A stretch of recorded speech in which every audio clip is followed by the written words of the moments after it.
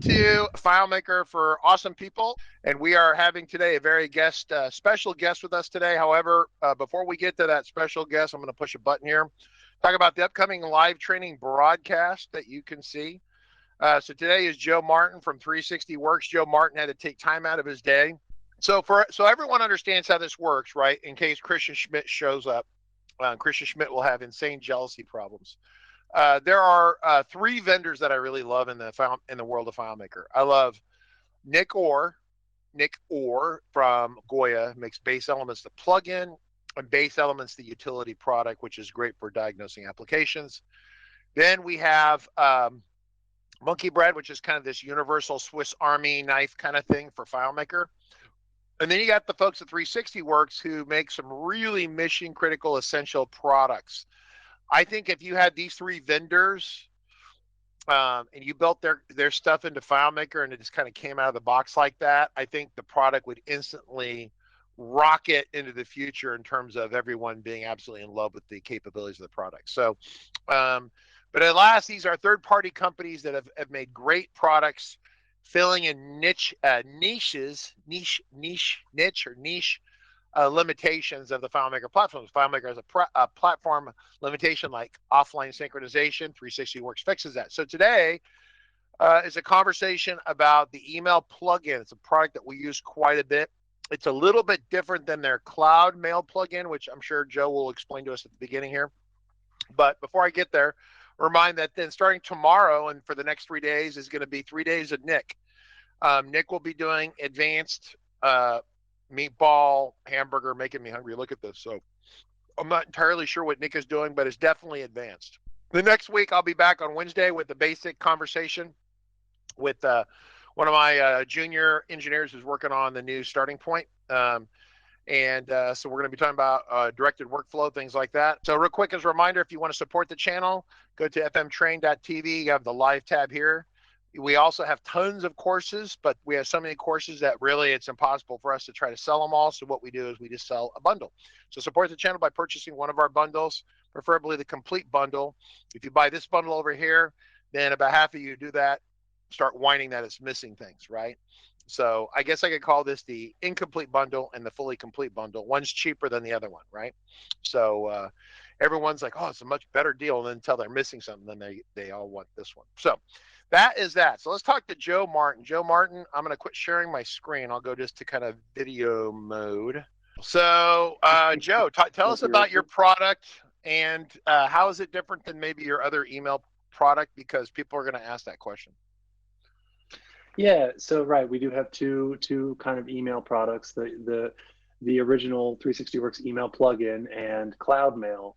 Cloud Mail is targeted towards email marketing. The biggest differences there is Cloud Mail only allows you to send email out. You can only send email with Cloud Mail. However, it has been totally optimized for sending email. You could send thousands, hundreds of thousands, maybe millions of emails very efficiently with Cloud Mail. That's sort of its whole deal. Additionally, Cloud Mail will automatically give you these kind of metrics back on your emails. Did someone click a link? Did they view the email? That's the sort of things that Cloud Mail can report back to you. Email marketing, that's what you want to see. The email plugin is a little bit different. It can also send emails out in the same way that Cloud Mail can, but you're not going to get those notifications back. That's a Cloud Mail specific thing. However, why the hell do we use email plugin? Why don't we just all use Cloud Mail then? The email plugin has this really cool feature where it can actually read emails in from an email inbox. So it can actually pull emails from an email inbox into FileMaker. And it doesn't, you can really imagine how useful that can be. I mean, the first example that pops to mind is like a support help desk. People send emails asking for help to an email inbox, and you want to pull those into FileMaker, maybe assign them to the right person, do some post-processing, maybe send out an auto response. You could handle all of that with FileMaker and the 360Works email plugin. Cloud Mail couldn't do that. Okay, well, go ahead. The other thing is, for me, the big one, we use it to read everything you're talking about. We use, okay, we use it to read in our tech support for people send email to support at RC Consulting. It reads into FileMaker. We triage it out of there, but we also use when we run emails out to people, each email is evaluated based upon the context of that person and what they have or don't have and things like that. And each email is highly customized to that individual, right?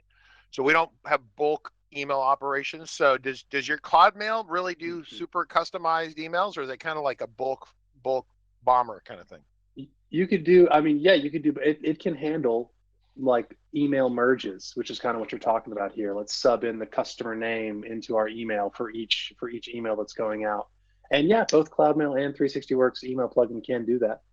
Um, uh, they're pretty similar in terms of outgoing emails. You'll see. I think with Cloud Mail, you are locked into using Amazon SES because it sends all. That's how it works. That's how it's able to send out millions of emails. It depends on SES. Whereas the email plugin can use any mail server that's out there, or any mail server that will allow you to talk to it. I just wanted to, this is kind of the plugin that we'll be working with today. If you don't have it yet, you can come to 360works.com/email plugin. I think if you just go to 360works.com and then products, we should have a kind of sticky link up here. And you can download it. You can just sort of agree that you own a license and just go ahead and download the current version here. And that will give you the plugin that you can go ahead and get it installed in FileMaker. So we had, we had I think a really cool question come in about how if I style some text in a FileMaker text field, if you're inside of a FileMaker text field, you can type text and you can style it red or green or whatever. How can we then preserve that coloring and that styling in an HTML email that we send out to other users? And now I understand that question. Previously, I totally misunderstood what we were going to be doing today. So apologies if I kind of fumble here and there. But so today we're going to basically start from scratch, start from an empty FileMaker file, and try to build out that functionality so that everyone can kind of follow along. So here we go, FileMaker HTML emails from scratch. Let's go ahead and create a blank new file.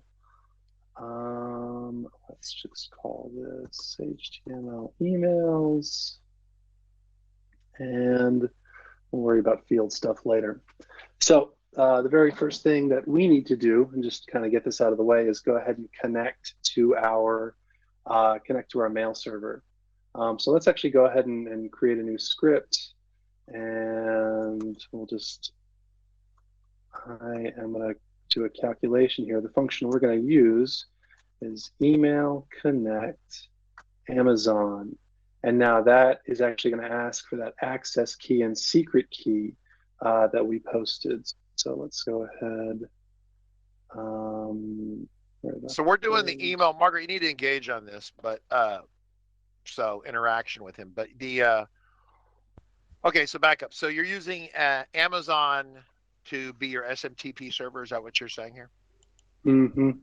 Yep. It's going to be really quick and easy for everyone to get up and running this way. Okay. So okay. As opposed to some other SMTP server, which would be much more tricky, right? So yeah, right. Like you can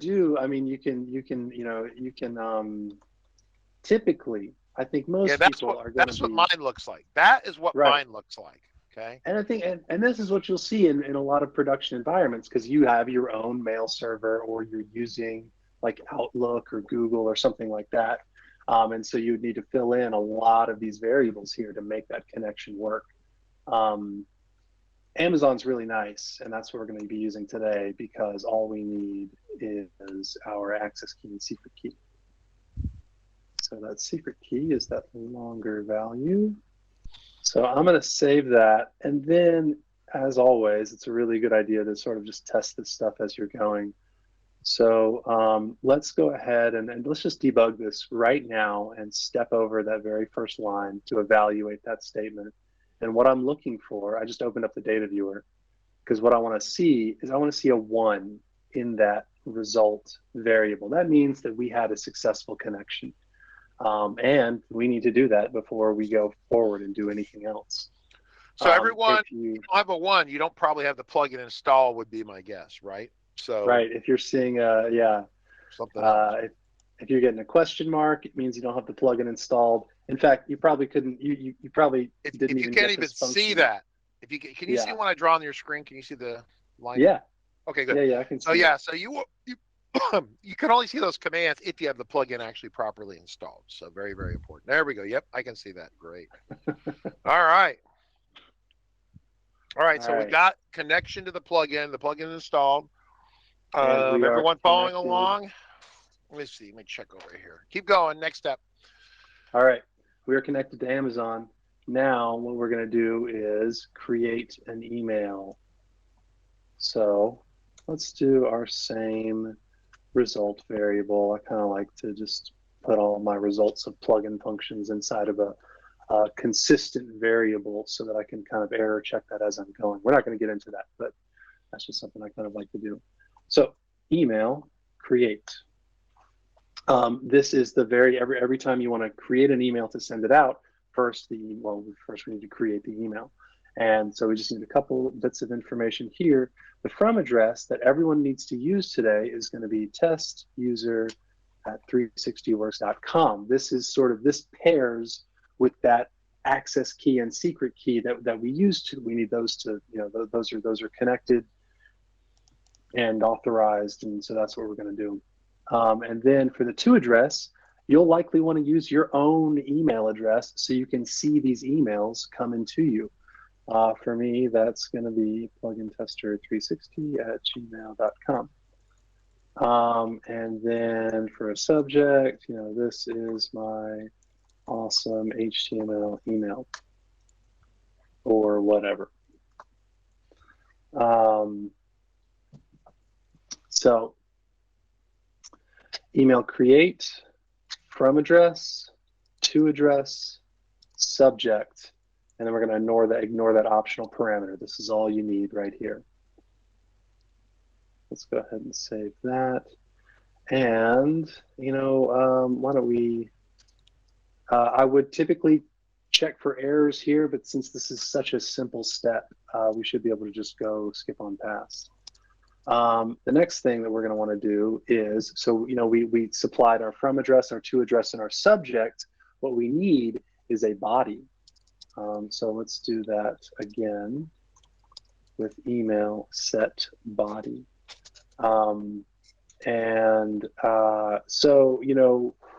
We're going to get to HTML emails. I promise that is exactly where we're headed. But for now, let's make sure that we can send just an email. Let's just always start there. And then once we've got that down, then we can move on to the more complicated stuff of colorizing text and stuff. That's going to come in just a little bit. So test body, something stupid simple here. We've connected, we've created our email, we've set the body. All that's left is to send. And we can ignore all those parameters. All we want to do is this one right here. Okay, so let's try it out. Ken says, can you say again why you use the same variable? Are you talking about the result? Sure. Ken, the dollar result? Yeah. So, okay. So in a more sophisticated error checking environment, I really prefer to error check for anytime I make a plugin call. I'm always checking after the plugin call to see if some error happened, because honestly, like the plugin can return an error for just anything. You have no idea like what the plugin, what could go wrong inside of the plugin's code and why it would be returning an error. So why I like to use the same variable, because if there's an error, if an error happens, like let's say, let's kind of mess this up here. Let's use something that's not going to work. If I do that, I should. Well, okay. It actually did authenticate there. But so Oh, let's try. all right. That's not good. Is it actually working, or is it not? It's you know what it's doing. It's not logging in. It's just testing a connection to, I think, the Amazon endpoint basically. Um, So so so let's what, it do. would fail once you tried to It would fail send on it. send. Yeah. Uh, Right. So all right. that's actually probably that actually might be a better test. Let's if we well first let's make sure. So you know what, Ken, sorry, I'm gonna get to your question, but first let's make sure I can send. I get my data viewer open and we're gonna watch that result There we variable. go. I feel better now. Um, Yeah, make it stay. There we go. There we go. All right, now I can see. let's jump up to current. So that worked, that worked, that worked, and that worked. Okay, so now if we did that right, oh, interesting, it came through my updates. But so there's our email coming through to our email account. Great, awesome. Okay. Let's break it. Let's go back and break that. So I'm going to go ahead and put in some bogus credentials here. Save that, and we're gonna. So that all works, but then now result becomes error. So, and we actually get the contents of that error message. Shrink this up a little bit. If we go and evaluate email last error, and that's going to tell us that the token was invalid, basically. So once again, everyone, the email last error, that is a function that's part of the 360Works email plugin. So if you don't have the email plugin installed, you won't see any of these. Well, right here, you won't see these little cute little things like this. They're all part of right. that. So this tests that you actually have a connection to Amazon, not that the credentials are correct, right? So right, exactly. So this will probably like there's not much point of checking for an error after this specific step. But to answer quick Ken's question, the reason I like to use result is so that I can have this copy pastable error checking block. So in other words, if results equals error, then we're going to show custom dialog of email last error, just that error message we got back from the plugin, and then we'll exit the script, and this is a little bit better. It's still very basic. We're not like telling our parent scripts that we've encountered an error or something like that. We are showing a dialogue, so it's a good first step. But anyway, now because I've used this variable result in all of my steps, I can now repeat my error check across for each of my plugins, and I don't have to go in and like customize the variable name for each one. Personal preference, you can do it if you want. It is specifically for, I specifically do it to make error checking a little bit easier on me. But as you can see, error checking kind of blows up your script. So we want a nice clean demo today, so we're not going to do too much of that. Let's go fix our credentials here. And so this is working. So this is cool. So we're sending an email. Now let's actually switch to sending an HTML email and try and get some of that styling in here. So right, we need to get into the HTML part, which means that now we need to craft some HTML. And that is, so in order to do that, I'm actually going to sort of break away from the email plugin. And now let's build out some FileMaker components that'll help us sort of craft and preview the HTML that we're going to send.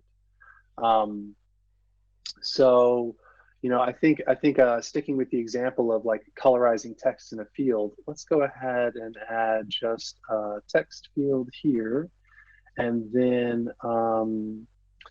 let's see, we'll need, and that's the field that we'll sort of type in. And then what we're going to do is convert that to HTML as part of, I think I'll do that via calculation. And I believe what we're going to do is this function right here, get as CSS. I think this was the function that you were missing, Richard. This is actually, we'll take the text that you type in that you've input here, and I must be using it. I must be using it. I must be I using them, right? I'm So I'm like 99% sure this is what you're doing, unless you you're know, I doing always like it something when I do a lot more stupid difficult. and then other people cover for me, right? I always like that. It's a good thing, right? Because I don't remember what I did. I mean, Ken asked a really great question. How did I colorize and do some stuff in the email? And I'm like, I don't know, Ken. I'm stupid. I don't remember. I don't literally. It's that far back. I don't remember. All right, cool. So So what are we doing here? So let's start with the basics one more time. So because you could have HTML. Can you mix? I guess you could mix the HTML with the CSS, right? Or with the HTML. You could mix the CSS with the HTML, so right? Because that's what I think yeah, I'm doing. That's what I'm doing. Yeah. right. We're gonna yeah, let's and that's Let honestly I'm a touch fuzzy on that part. Okay. So So I let me we're help gonna with figure this. it So out. why don't you make me some text here? Let's just start the green beaver whatever something. Yeah, jumped over.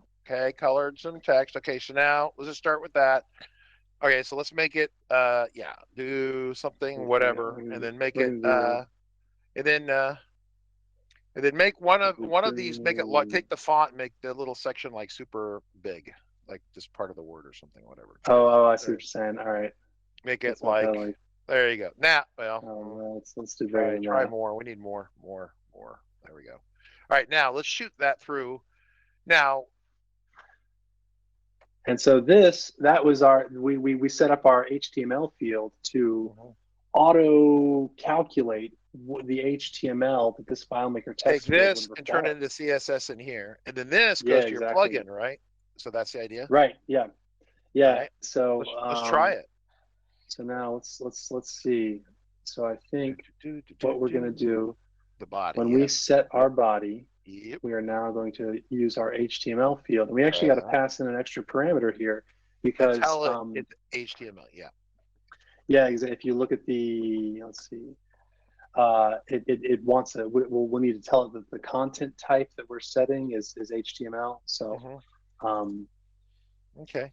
now, all right, fingers crossed. Let's see if this works. I'm going to go ahead and send that. And there we go. Oh, there you go, Ken. Man, I feel really good. You know why? Because Ken, I didn't let Ken down. Because Ken was counting on us Me to too. like Me too. explain him how to do that. But however, go back. Let's outdo ourselves one more time. Go back to the FileMaker. Come over here, Yeah. and let's put Mm-hmm. some HTML actually in here. Because that's, I think, what Okay. we do all the way. Like, I don't know, something. There we go. Well, Uh, yeah. And then, yeah. let's see. Let's bring that back to something reasonable. What's that? 18. And then, yeah. Um, Yeah. Let's see what. so this is interesting. It's totally messing it up. It is trying to. Okay, but just see what happens. Just see what happens. Okay. Just All right. run it Let's and see see what what happens. happens. Because we end up mixing. This is what I was trying to show before when I actually apparently wasn't sharing my screen, was showing you what we did. I guess I could try again. So yeah, see, it's going to send it. Okay, It's so it's because we are mm, it's like double encoded. We are encoding these characters, and you can actually okay, so Joe, let me show. I'm going to show my. We quit showing your screen. I'm going to attempt to show my screen. Margaret's going to verify that we're Mhm. showing my screen. So I click over here, and when I'm setting this up, I can actually do styling and things like that in here. But I also put BR breaks in here, and I don't know if I do paragraph, but I do breaks, and I also put links in here, right? So I don't know if we can. I'm going to zoom in here, but you can see what we Mhm. have done. Now maybe I don't do styling in here, right? I thought I You don't. did, but I Yeah. guess I'm not. So What what you're it is doing. yeah. Oh, I'm sorry to interrupt. Yeah. No, go ahead. Go ahead. Uh, Tell me. what you're right. What you're doing is you're like merging. You've got a styled field where you can make Mm-hmm, your text color red, and then you call get a CSS on that, and then you mm-hmm, stitch that together on top mm-hmm. of this after it has been converted to HTML. You don't want to. you wouldn't want to call get a CSS on this because it would do what we're seeing. It would encode all of these symbols, and that would just, Right. it would make your Okay. email look ugly. What you want to do is call get a CSS on your colored stuff, and then Then stitch it onto the rest of. stick that into here. Yeah, Got it. Okay. right. Real quick, Mr. Martin, because there was a kind of a comment related to that. Because Stu said it looks like get as CSS could be considered to be get as HTML. So kind of, I guess, mentally, it seems like that, right? It's definitely some overlap. I mean, if you look at the, when you call get as CSS, you're definitely getting HTML back. Like your text comes in span tags. That's HTML. That's not CSS. I go back to showing your screen, Joe. I just wanted to Right. make sure that people were answering this question. So yeah. So I think in your case, let's get that out of here. What we would want to do is, let's go and add a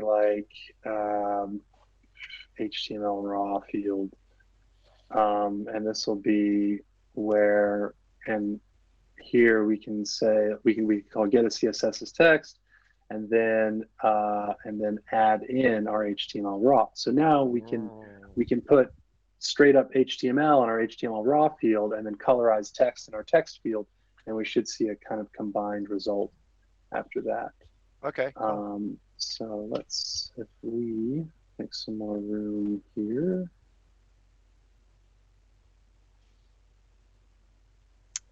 we do have a quick question, Mr. Martin. When you changed the script to use the HTML field, what did you do to identify it as HTML? Right. When you call email set body. So this is actually a good question, because emails have multiple parts. There's an HTML part, and there's a plain text part, and there's also different parts for attachments, but I'm not getting into that. And when you call email set body, you pass it some content. We're going to pass it we're going to pass it some characters, basically, and we need to tell the plugin how should it treat these characters, and we want it to recognize that this right here, the stuff we're passing it, is HTML. So we need to tell the plugin that the content type is HTML.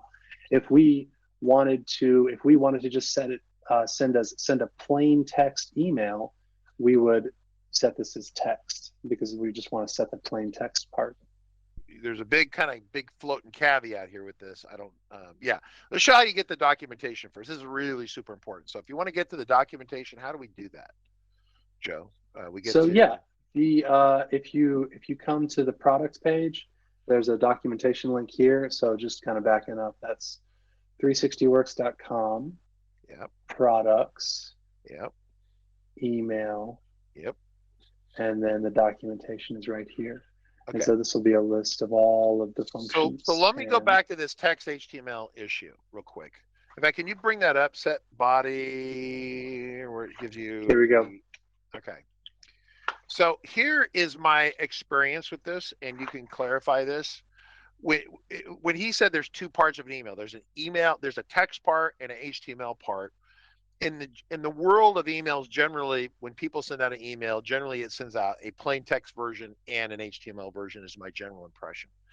Mm-hmm. If you tell it to load text and you don't load HTML, it only loads it into the HTML part of that email being sent out, right? There is no HTML. So the recipient email sees there's no HTML, and it just grabs the text. The client, the receiving client, sees it. They try to default the HTML first, right? Is that generally how the behavior works, right? That's my impression. You want to find out? Let's find out. Yeah, I think so. If I try to pass some HTML with no parameter, yeah, and we send that, what does that look like?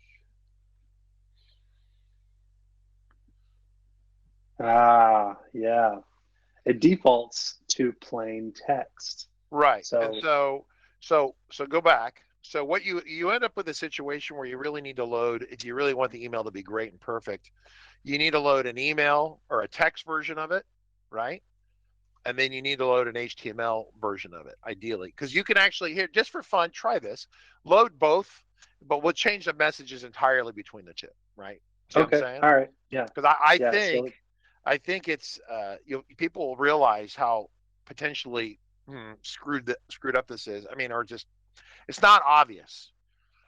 Yeah. I mean, Right. this Yeah. is There you actually go. fairly common. You'll Yeah. see this a lot. Yeah. Emails will have an HTML part, which is the Uh-huh. content they want to share. And then they'll have a text part of the. Do I want to know what that was? I think that was A little Barry. robot up there. You have a robot going. It's trying to talk to I you. think What was that? I double tapped my AirPod and it activated. Oh, okay. I thought, man, you get some new AI tech. That's awesome. All right, so we've set both. Everyone see it. We set both pieces. These are like totally separate parts of the email. Okay, so let's go ahead and shoot this out and see what happens. This will be interesting. Yeah, I'm curious because I don't even know. I wonder if Google will even let us see the plain text part.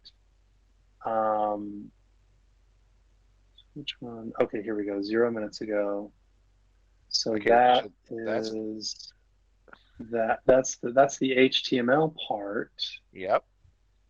So don't notice it's suppressing the plain text part. Yeah, so we're actually going to have to look at the raw message and see. It's right here. Yeah, right. Yeah, exactly. So if your client, which I should have thought of that. If I had a client that could not load HTML, we would see that. Yeah. So the way it works is that you get, I guess I don't know if it's this section here. Is that a section? And then what this section here is this section? Is that how that works? Yep. Okay, right. Yeah. So, these are all different parts of the email, and this is the text. So I got these complaints once upon a time that we had sent out some HTML emails. And what I did is I loaded HTML, but I didn't load a plain text part. And so people go, "You're sending us blank emails." I'm like, "No, I'm not. What the hell's your problem?" And what you realize is that you didn't load this piece of it with anything. And as a result, if it can't display, this is the default. HTML is like the default for most things. If it can't do this, it'll revert back to this. And if this is blank, it doesn't take this and adapt it. That's what you have to understand. The email client, literally, when you send an email, you're sending two different emails. Okay?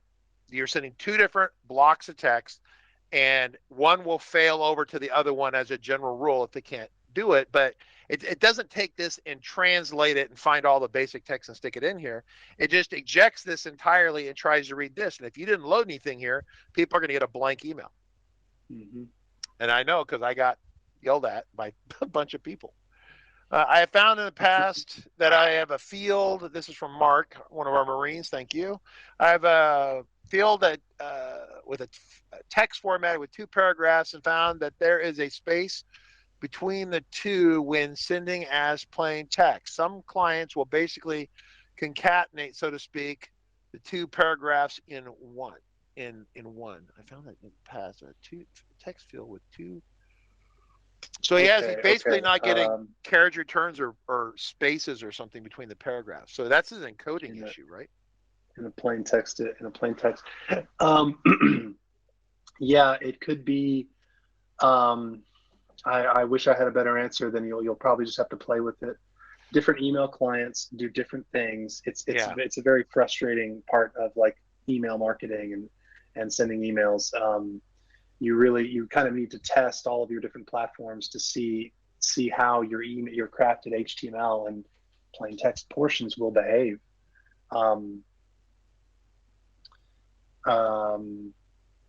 Yeah. Cool. Yeah. Now we run into that sometime. Now we do have a question from Michael Kerwan. Can you incorporate an image? The answer is absolutely. How hard would that be to do that? Let's do it. So gosh, there's kind of lots of ways to do it. I think I will help explain it if you just dive in. All right. This is all coming back to me because I shot like a really long video on this in our video training. There is a video or 3 different videos that covers your plugin in our paid video training course. And I'm starting to remember me doing that now. I'm like, oh yeah, now I remember.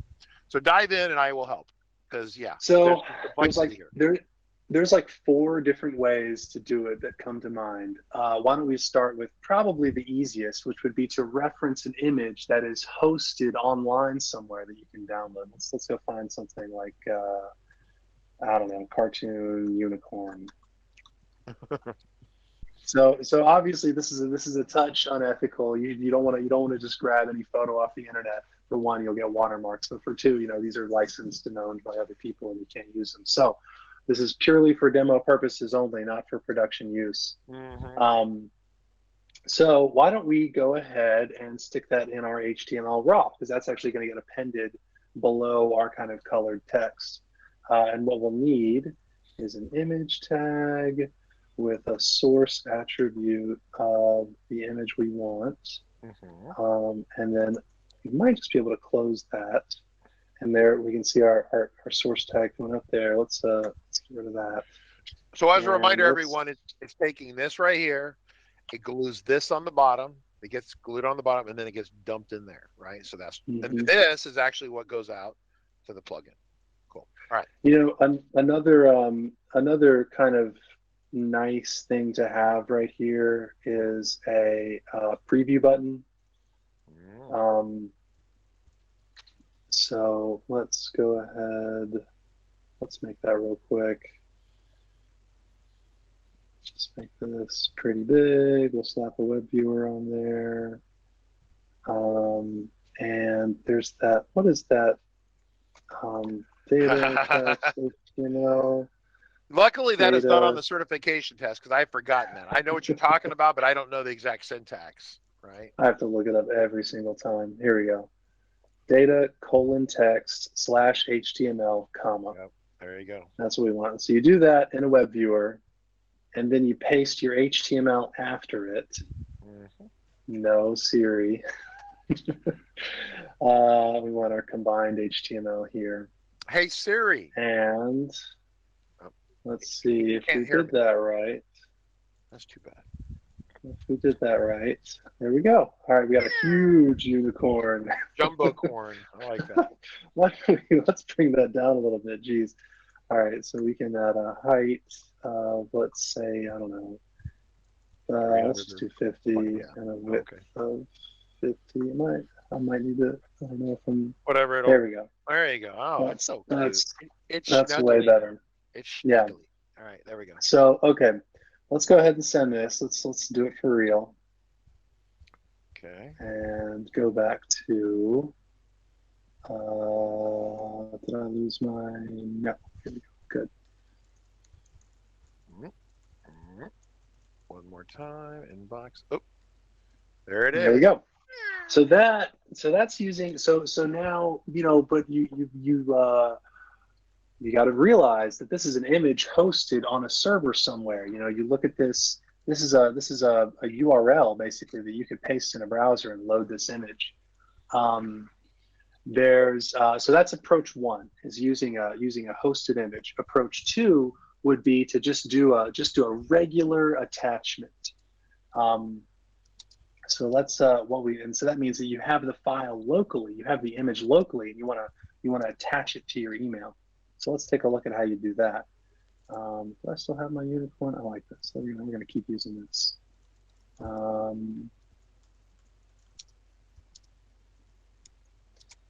let's go ahead. I'm just going to bring that over.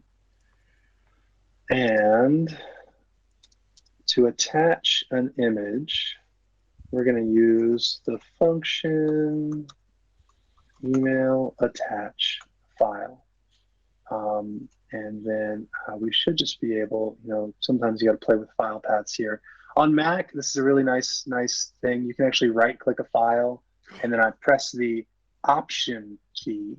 If you press the Option key, your kind of option, your things change here. But specifically, the copy changes to copy as path name. Oh, I did not know that.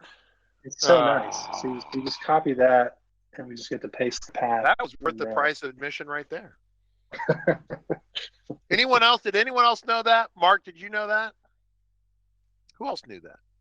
Mark probably knew that. I did not know that. We're holding out on you, man. Okay, yeah. All right, so let's see. I used to know that. Okay, well, there you go. this might fail. It might work. We're gonna get it working either way. Let's go ahead and send and see what we get. Oh, you know what? I want to remove this because I want to get our. So we have right back to no unicorn, and I'm gonna go and ditch the email that just came in. Let's go ahead and send a new one.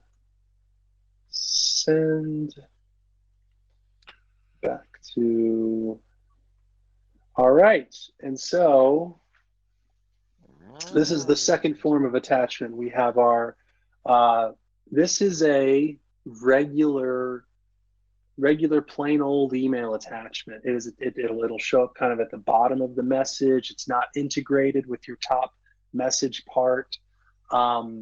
This is the kind of just you just want to throw a PDF at the edge of the doc at the end of the email. See the attached invoice or something like that. That's when this is kind of appropriate.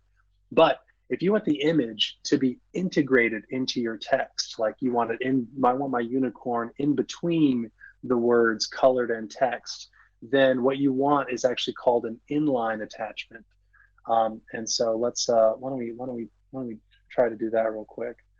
Okay, so I'm gonna have to jet because I have to talk to Claris at 2:00 real quick. But what I want to do is just pass along real quick. So let me make myself the presenter just briefly here. I want to share. Yeah, I'll stop sharing. So what we do when we're doing this similar sort of stuff is that we actually post the images. We create these thumbnails, like lots of thumbnails all the time, and they get loaded on our web server, and then we reference them in here. So we see the thumbnail in here, but even though I see it in here, it's only visually for me to manage that, if that makes sense. The system is going to reference it actually on the path of where it's at, right? And in fact, what we do is we actually tell it that we reference an HTML file, a template file, right? Which I don't know he'll get to today per se, but because you're building the HTML in a field, but what we do is we can actually reference a specific HTML template file, and the plugin reads that in, and it does the substitution in. And that's what we do at RCC, right? So I'm not saying it's good, bad, or otherwise. It just is, right? Because we have, like, here's one here, totally different design style, right? Some of you remember seeing this, right? So that's how we customize it. And then this is, but yeah, the images for us are all up, posted on the server, and then we do inline, kind of, we drop them in line in the image, in the email. So they're formatted. So yeah, I'm curious. I can't really see the chat. What's going on? Do we want to? We do have questions actually. Yes. So they got asked a little bit a while ago, but kind of got distracted. Scott Kane, does this work with Microsoft Exchange Server / Outlook? Like, can we send emails as an Outlook? I mean, I think the answer is yes in both ways. The email plugin, actually, we have some dedicated functions for. Let's see, do I still have that? Yeah, here we go. For connecting and sending emails through Office 365. So you could send emails. Not only send emails as your Office 365 user, you could also fetch emails from an Office 365 mailbox and pull those into FileMaker and do that post-processing like Richard's doing with the support desk. And we actually, this uses some of the newer kind of OAuth stuff that's required to connect to Office 365 and Google as well. And I think did we do a stream on email OAuth or just OAuth FileMaker? I kind of forget, but we've got a couple of videos out there that'll kind of walk you through this part. So hopefully that answers your question, Scott. Brief kind of follow-up to that from Dave Angel. The plugin uses SMTP to send through Office 365? ? Yes, it does. Which actually raises an interesting point. You have to, in your Office 365 account, you actually have to allow SMTP sending. If you're going to do that, I should write up some documentation about how to do that. But it's Office 365 allow SMTP off, I believe. Yeah. So what you'll want to do is this is kind of this is the Google search you want, this is the page you want, and it'll kind of walk you through the steps that you can take to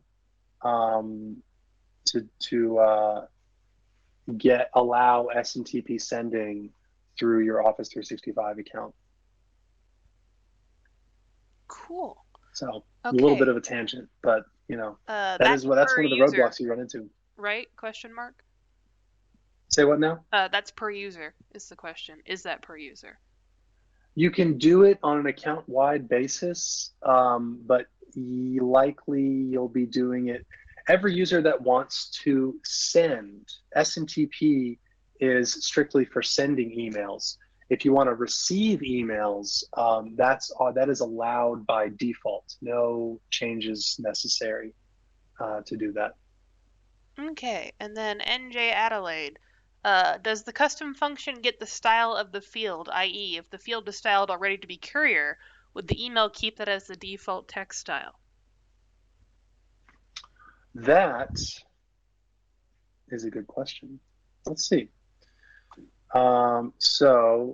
Let's say that we have a field that has some like red text, bold, and 18-point font.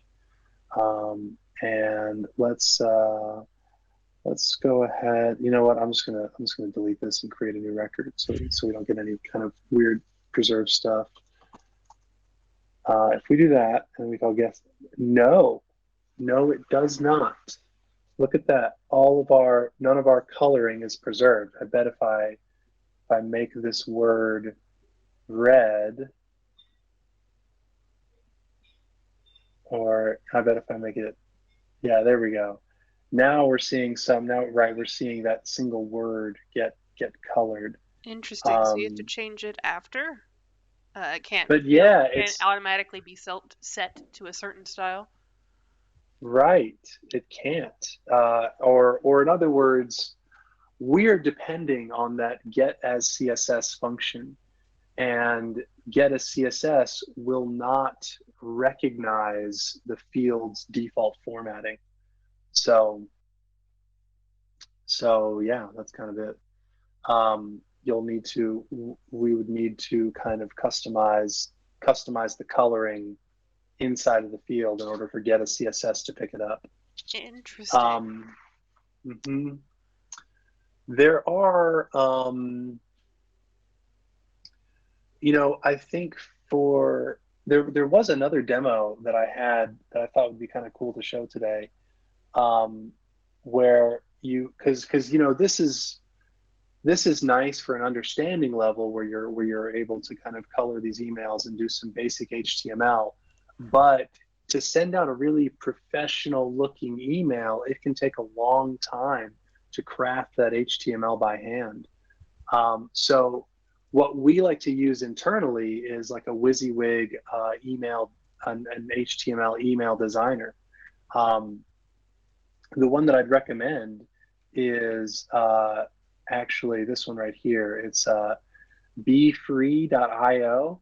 And I'm actually recommending it because you don't need an account to kind of design and stuff. You need an account to save the templates you've designed, which is worth it, is a nice feature. But just to jump in and start designing an email, you actually don't need one. You can come here and just say start designing, and so they've got a lot of like cool templates you could choose from. But let's just start from a blank template. This sort of this design format, I feel, is going to enable you a lot more to kind of get to that professional looking HTML email a lot quicker than if you were doing this stuff by hand. For instance, this is something I was kind of playing around with. If I've got a couple images. Well, we can use my unicorn up here. So I'll put my unicorn there. Below that, let's do some, we could do some stylized text down here. We'll make this bold.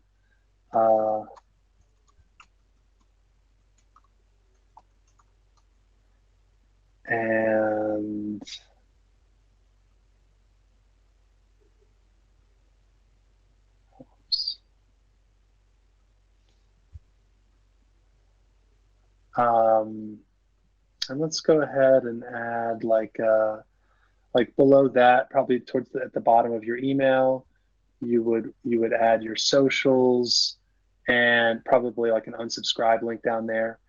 But you just get to drag and drop this stuff. And so it's really nice to design. And once you're done, you can export, and you'll get a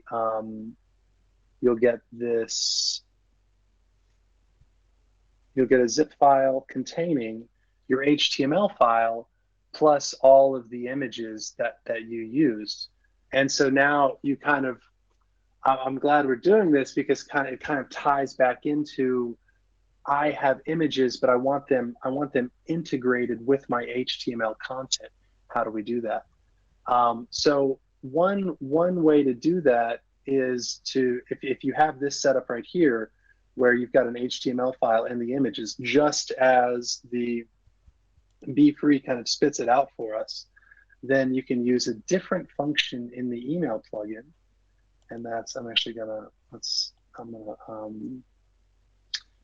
comment out those. And we're gonna use this function called email set body file.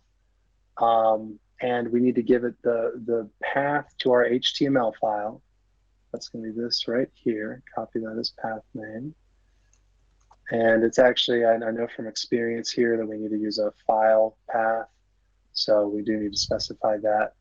And then this, what we're going to do for embed resources is actually mark this as true.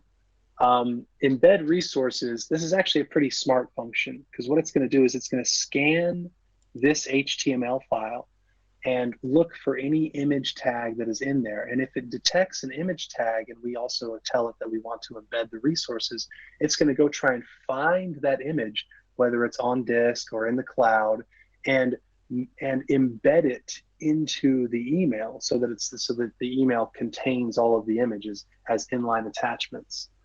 So let's do that. And all I did here was I created that email in BeFree, and now I'm doing set body file and the results in HTML. And if we send this, and fingers crossed, there we go. So we got, and that's really nice, because we got to use this WYSIWYG designer here to really easily craft our HTML, and then we can just take the output from this site, feed it into the email plugin using email set body file, and tell it to embed the resources, and it just does everything for us.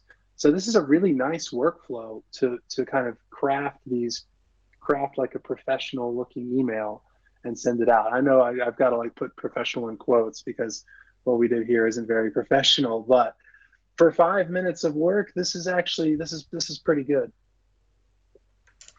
So BeFree.io plus the email plugin is a pretty nice combo.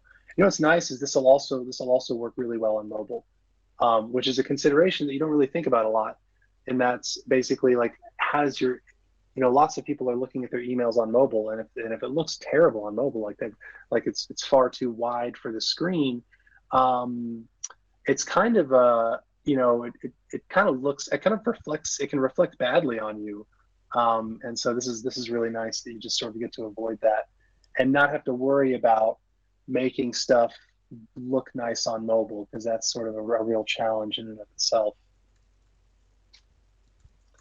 Which is awesome. Yeah. Ken has kind of a question where he says, "Can I merge with this B file?" With that what file? With the B file, the file that you got from B. Oh, yes. Mm-hmm. Yep. Just to pull up the documentation real quick, we are looking at set body file, and that'll tell you exactly what I just said. It's going to go and magically find all those images. But after you load the HTML, you can call email body substitute to perform find and replace operations. Let's do that. That'll be fun. So if I'm back in my editor here, let's add like let's add a text block up here, and we'll say like, hello username. Well, that's all we'll do for now. But so I'll export that.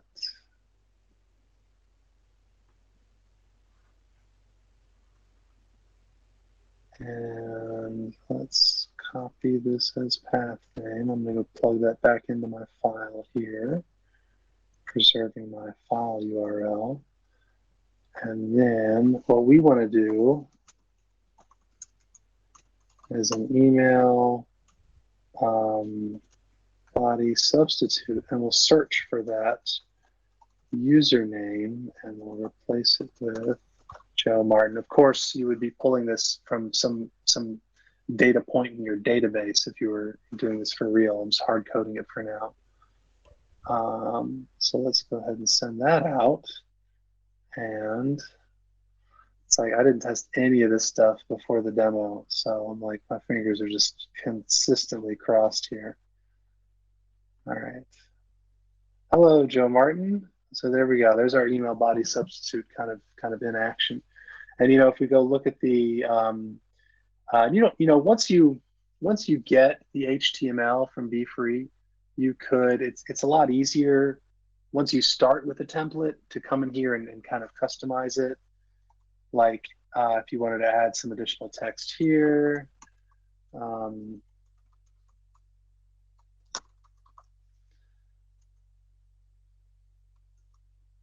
we send that again.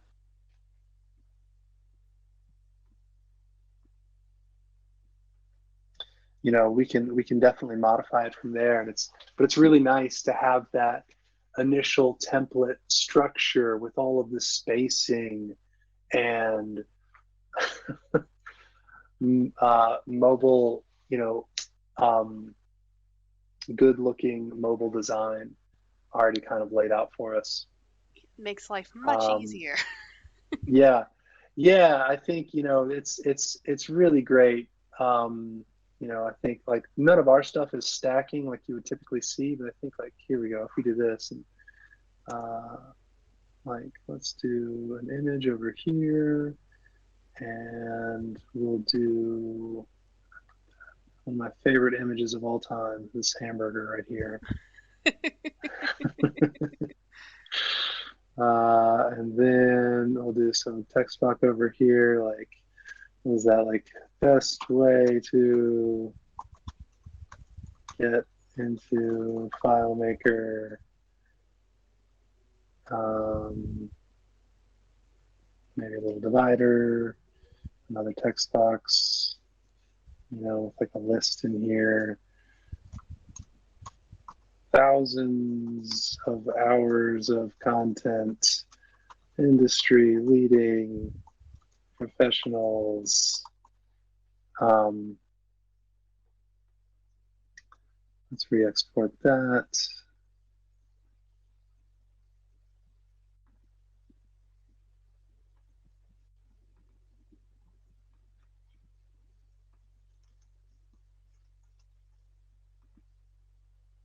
Sub our link in here,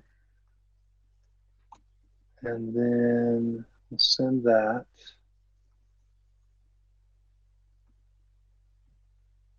And so yeah, I wonder if I could simulate mobile here.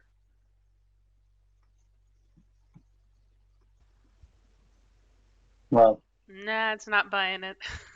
it's not buying it. But we can simulate mobile here and see that. I just wanted to demo this. It'll handle that sort of stacking on smaller resolution screens, which is nice. It's very really nice to have that. Automatic. Yeah. You don't have to worry about that. Yeah. And I think, I mean, like, I'm all about like let tools like this kind of handle that grid alignment stuff, spacing for you. You can drive yourself crazy trying to like pixel push stuff into place. where this tool can really just do it right the first time for you. Yeah, most people don't have the time Yeah. that we did to dump into the campaign system for RCC before the things like this were a thing. So Yeah, right. There's engineering. So yeah, exactly right. I've done a lot of that, a lot of like crafting HTML inside of FileMaker, and it's okay. It's not the worst. But yeah, there are much more like modern, better ways to do that now. And this is totally free, no account needed. So it's pretty great. yes, we do have another quick question from Michael on YouTube. Yes. Kind of related back to the. Actually, we got two questions. SMPT conversation. How do we get our client email credentials? I mean, the SMPT. Yeah. Okay. So it's gonna depend on server to server. 80% of the time, you can just Google like my mail server, like let's say Outlook SMTP credentials, and then it'll this is what you need right here. Your host name is going to be that. Your username is going to be your Outlook email address. Password. Here's the port number you need to use. Here is the alternative port number, and also whether you need to specify TLS or SSL with TLS or not. And we should see most of this stuff for like Google. Note that SMTP will be different from IMAP as well. If you're using Google or Office 365, this actually isn't going to be relevant for you. I would definitely recommend the new dedicated Office 365 or Google functions, as those don't require any of that stuff, but they do. It's sort of a different. They're using open authentication now, which is kind of a slightly different like authenticating paradigm. But this is the way forward, is using these functions. So that's what I'd recommend. Now, if you're using a different mail server like Amazon, we've got a dedicated connect Amazon function. That's actually what we're using today.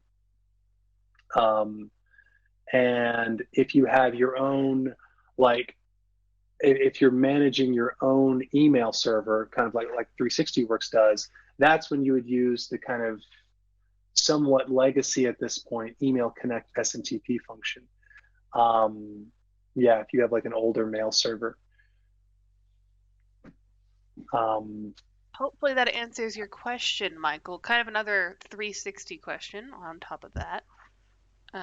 Can you use one email address to send out by O365 so that they're applied to a user's email? Example, a mail will be received from comms@xyz.com, but replied to the user who wrote the mail. Yeah, you can absolutely do that. So what you're wanting to do is set a reply to address, so that if the email is replied to, it's not sent back to the from address, it's sent to the reply to address. And let me double check okay, so we don't have a dedicated function for this. You'll have to use the more generic email set header function, where you can specify the reply to address here. Let's try that out. We're going to do, so let's do set variable, results, email set header, reply to. I'm going to make, let's see, what should our reply to be? I'm going to make our reply to martin@360works.com. That's my email address. So now if we send this, let's go look at it. You know what? I should clear out my emails in Google because I'm not even sure. If I reply to this, okay, it did work. The reply to is martin@360works.com. However, even if we look at the show original message, and look at all this freaking gobbledygook, we can see that it was from testuser@360works.com and to plugin tester. And they don't show the reply to here, but if you dig into the junk, where is that? Here we go. Reply to. If someone automatically replies to a message, that is the email address that'll be replied to. So that's how you do that. Good question. That's because that's actually a pretty helpful thing to know. And you can set that in. Yeah, Margaret, what you got? Just from Shiegel James, kind of a derail-ish a bit. Peter, by the way, did say that answered his question. Thank you, by the way. Can you talk for a sec about what technology the text message part uses? Right now we use Twilio, and if this is cheap in the long run, that would be nice. Sure. Yeah. We use Amazon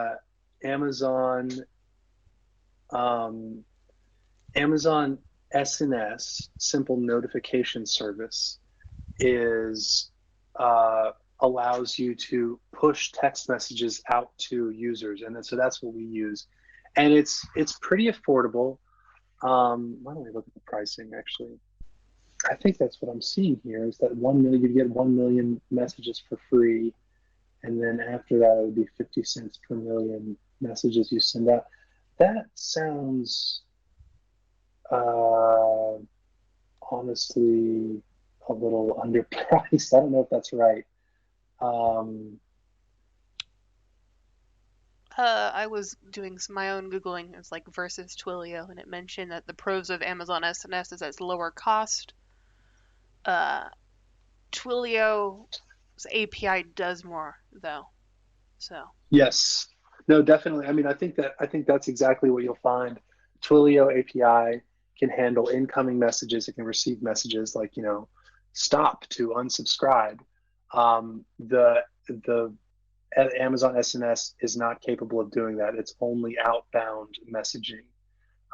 So I think that's probably your I don't know, the decision point. SNS would be cheaper, but it's only outbound. Twilio can do more, but it's going to be more expensive. And then Shiegel says, "Cool, thanks. That very much answers my question." In that case, have I missed anyone? I've hunted through all of the conversations. I don't think I missed any questions, but now would be the time to mention them, people. Ken has one more. This is why we have these. Okay, so type that up for me real quick. David is typing. I assume that's going to be another question for me. Or for you, rather. Overall, though, Mr. Martin, this has gone really well because people have been saying this is great and that they've been learning a lot of stuff. Cool. Awesome. Well, I'm happy. I mean, it's I don't get to talk about my family and friends with this stuff. It's so boring, but it's yes, they don't like hearing about this sort of thing in my experience. Every time I try to explain databases to my boyfriend, I can see his eyes rolling into the back of his head. No one cares. I know, right? You have to find other stuff to talk about. It's just hard sometimes. Yeah, especially if you're the product manager like you are. Right. David, are you still good there? You still typing the question? The one from Ken, though, is taking the stylized color text field, merging into B. Does that make sense? I would, yes, I think that I would. I mean, I think that kind of, you're talking about stylizing some text here and then coming over to be free and pasting it in. I would style it here. I would absolutely do your styling here if you're gonna if you want stylized text in your email. You'll get to stay in one place and not have to bounce around. So unless what you wanted to do is something like this, where you had a style placeholder or something like that.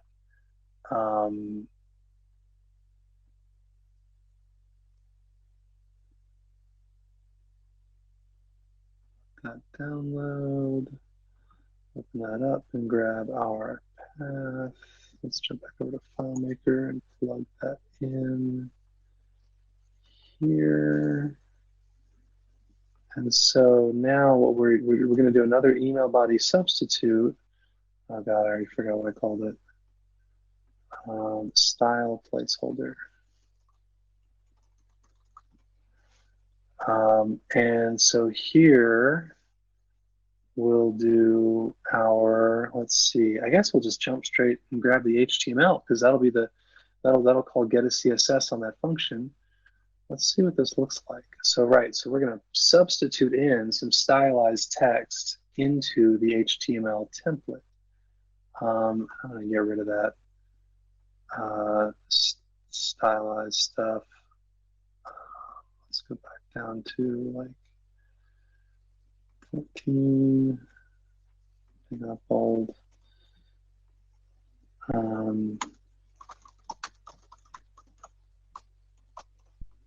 All right. So what are we doing? We're going to take our HTML. We're going to substitute in our styled text into our styled placeholder, and then see what that looks like. Let's send, and then take a look.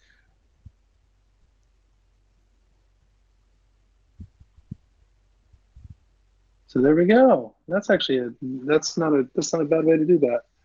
You could call you could have a placeholder in your BeFree template, and then substitute into that some HTML, really.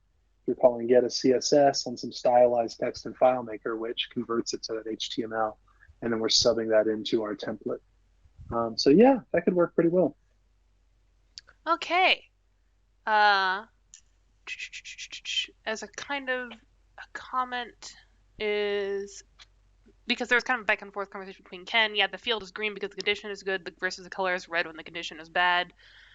Field content dependent. And then M. Johnson said, I think you can substitute the placeholder text in B by using get as CSS status field here. So it's kind of an interesting commentary back and forth. Yeah, I guess, okay, I see what you're saying. Like if the, oh gosh, if we had like, let's say we've got a,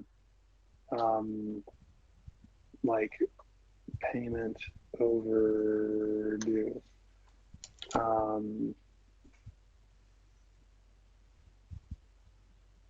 I think this is kind of what people are talking about. Let's say that we've got a customer and they have an overdue payment, and so when their payment is overdue, we want their whole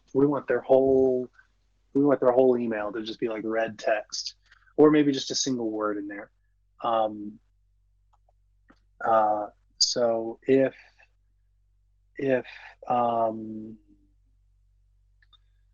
so I think what we're heading towards is the text color function. So like, you'd probably want different wording on this. So let's do like 500. What's that look like? Well, it's not gonna show us properly because the data viewer is kind of incapable of showing colors. But let's just do a quick little case statement here, where if the payment is overdue, then we say you are overdue, and we're very red and angry about it. And if they're not overdue, we'll say you're paid up, and we'll give them a green message. So let's monitor that. The best way, I think, for us to do that is, let's just make a calculation field. Probably not. Yeah, that'll be quick. All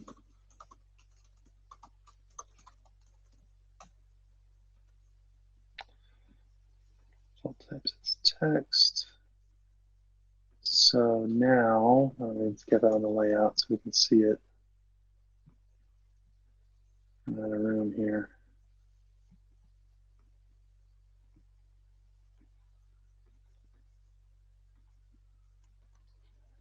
So if they're overdue, if they're paid up, now what we could do is call, let's say, I'm going to change our HTML here to call get a CSS on that.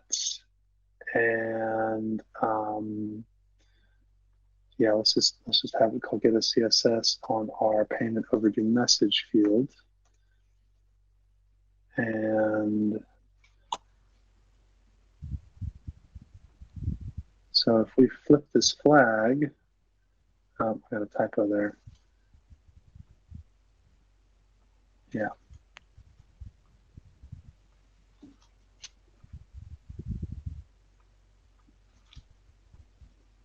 So I think that I'm assuming that's kind of where we're going with this. So if we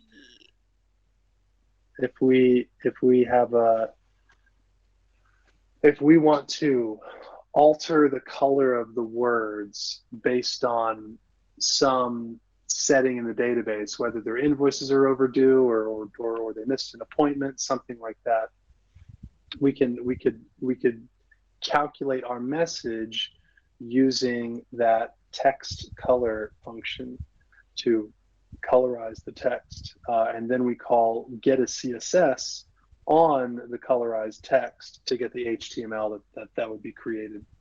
Of course, I mean, that's, you know, honestly, that's just one way to do it. The other way would be to just manually craft this HTML right here. It wouldn't be too bad because we're just inside of a single span tag with some coloring right there. So either way would work. Ken says that's the concept. Okay, cool. So I think that answered Ken's question about that. Okay. Great. Let me see. Okay, from Ace Estimate. Wow, what a great demo. Thank you so much. And then we have one more question. Yeah. I'm sorry, we were like well over time. I'm going to ask one more question, then I'm going to call it for your sake. Okay. Yeah. Matt Snorden, any idea how to handle unsubscribes? Oh, great question. Sorry. Tied up here at the end. I'm sorry. But you want to like avoid this, but just pretend like that never happened. We just go like, no, we never said that. Yeah. I think the short answer is use CloudMail. CloudMail will, you essentially can come into your HTML file at the very bottom, and you can shove just unsubscribe down here in the bottom, and that CloudMail, as it's sending out the email, will automatically swap that out with a clickable unsubscribe link that unsubscribe link that your users can to no longer receive emails in the future. But let's say you want to do it yourself. It gets a little complicated because what you need is you'll typically have a link in here, some link that they can click that you know, here's.com/unsubscribe, and then you'll typically pass in like the email, like you know how you do those substitutions on like the username or the customer name inside of your email template. You'll also do a substitution down here. You'll have something like, you know, email like that, and as your FileMaker file is sending these out, it'll swap that out with the email, because you need the users to basically come and they're going to click this unsubscribe link and they're going to land on this page right here, and we need to then log in our like internal database that this user has unsubscribed and they should be removed from all future campaigns. So right then at that, you know, I think there's like a million different ways to do this. Just to talk through one, you know, let's say that this lands on a form that your FileMaker server is running, and they fill out the form, they input their email address, and they unsubscribe when they click like, yes, I want to unsubscribe there. that will then create either remove their email address from your FileMaker database or flag it as no longer send to this person. They've unsubscribed, so that next time your FileMaker sending process is sending out this newsletter, it'll know to skip over these users. But you guys can tell this is kind of it's not a super easy, like, one button kind of thing. You need to have some infrastructure in place to handle these unsubscribes and keep track of all users that have unsubscribed, so you don't kind of continue to send them emails, because then they'll kind of report you for abuse, and that can get you in trouble with your email provider. So good question. That was it's tough. Yeah. Thank you very much. Seriously, Mr. Martin, thank you so much. This has been fantastic. The overwhelming response was that people have learned a lot. So I imagine people will be coming back and rewatching this to figure out how to set up HTML emails for their own databases. On that note, Awesome.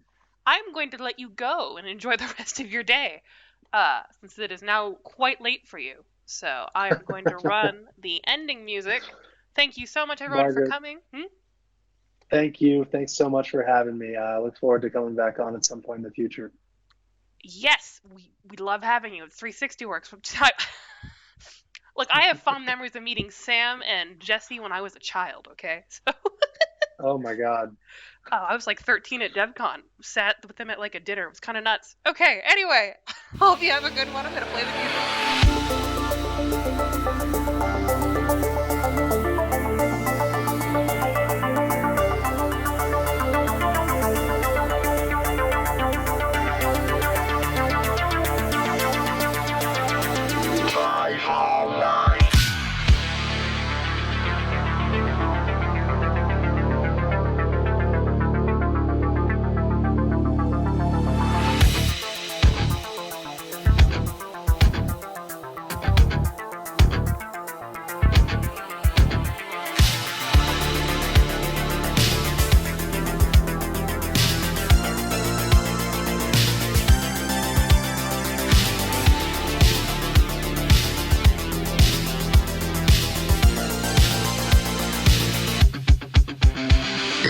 Got a report of an individual up here who may be a FileMaker license.